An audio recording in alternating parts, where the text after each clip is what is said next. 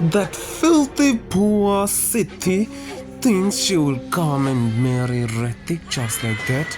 I will never allow her to marry Ritik, not in million years. I will take her place on the wedding aisle. She will never become the daughter-in-law of the Singhani family, not now, nor ever. Dream on, city.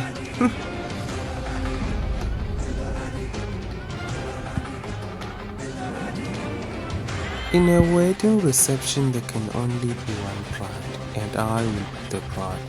No one will ever tell who's behind the veil. And as for you, Sid, once I'm done marrying Ritik, I will make sure that you disappear into Dunya, and no one will ever miss you, Sid, not even Ritik himself. I am the queen of the Singhana family, and I will be the first empress.